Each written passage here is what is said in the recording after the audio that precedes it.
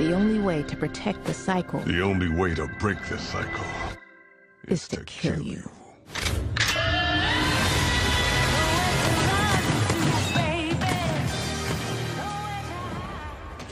In this game, you are piecing together, you know, what happened on the island, who you are, and what you are doing here, and how you can escape.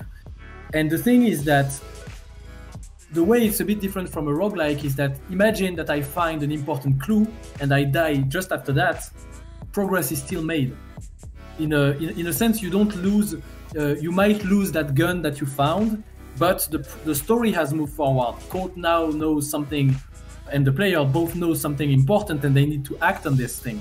So it can be something as simple as knowing the code to a door that was locked in the morning, and now in the afternoon you learn the code, so in the next loop you can enter that door and discover something else. And compared to a roguelike, there is also a turning point in the game. Again, not trying to say too much, but there is a turning point in the game where the progression becomes a little bit different and becomes even a little bit more different than a roguelike.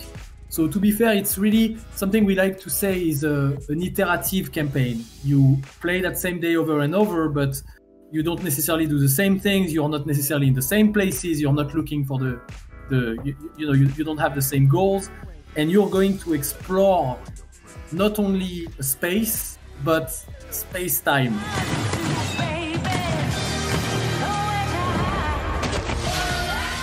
Having higher fidelity on screen and make Seb's team's work shine in a way that it never did before is really exciting. Of course, I mentioned the frame rate. I think that's something really important. Until now, our games on consoles have always been 30 FPS. Being able to target 60 for an action game, it's very exciting. Suddenly, I think that's a real boost. But also something we're really excited about is the controller, the DualSense. It's got a lot of nice features with the haptics feedback, the active triggers, and we're a first-person game. We really value immersion a lot in our games, and being able to have some things like really feel the weapons in your hand, its reaction, how it reloads, how it reacts to reloading. I think every game designer in the world that got their hand on the DualSense think it's a lovely toy, and I think that the players will also enjoy those functionalities. And for us, again, targeting immersion, it's a really nice opportunity we're excited about. So between the power and the controller, it's very, very exciting.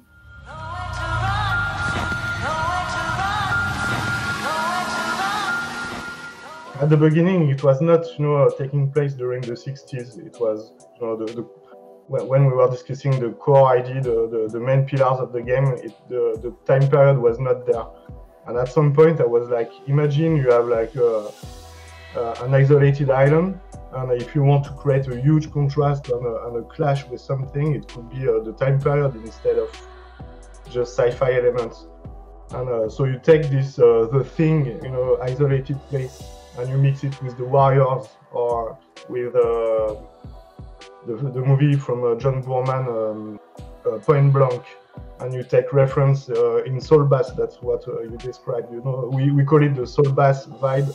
He did all the posters for The Shining, Vertigo, etc. And you mix it together to get some, something that is really Arkane.